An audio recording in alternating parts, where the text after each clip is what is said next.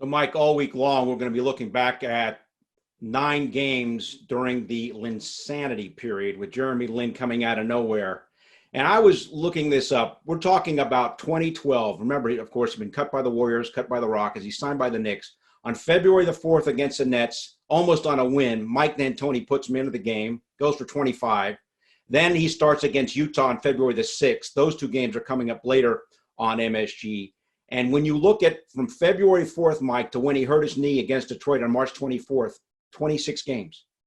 That's it. It's amazing. It was indeed a lightning bolt. What do you recall the most about that period of time? Well, not only was it not that many games overall, but it only lasted a few weeks, the actual insanity.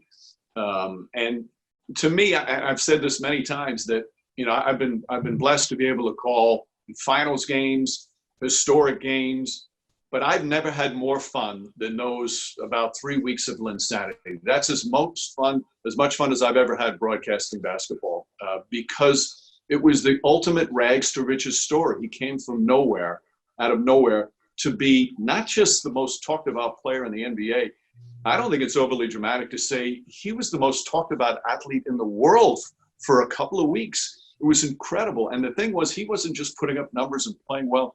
He took a team on its back and put it on his back and made a team that was struggling, a team that won 7 in a row and then just was beating good teams. It was one of the most unlikely and incredible runs in the history of the NBA. Yeah, I can't wait to rewatch that stuff. That was good stuff.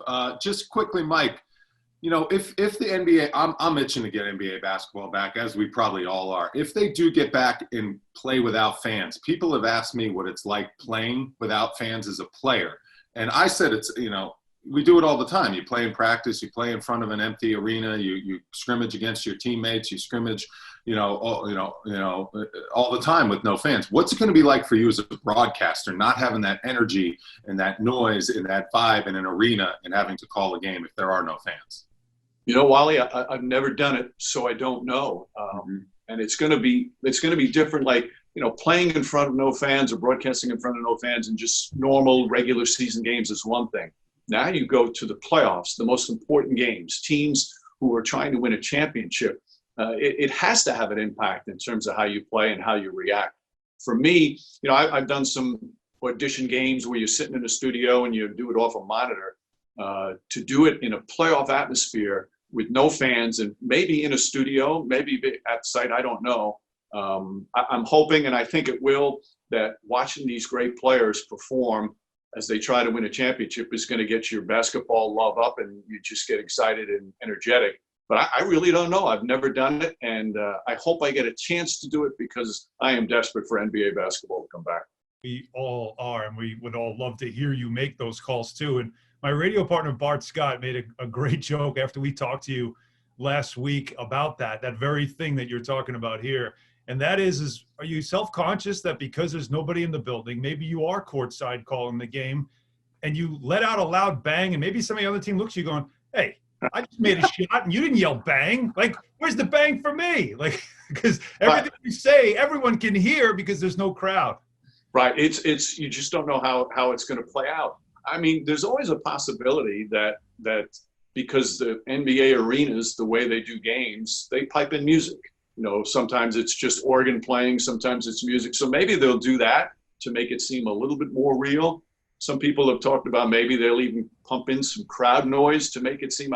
I don't think they should do that, but you don't know. I don't think the NBA knows how they're going to handle it as well. Either way, it's going to be uncharted waters for all of us. It's going to be very strange and bizarre, but I think the love of just having the games back will take precedent over anything else that might seem as an inconvenience.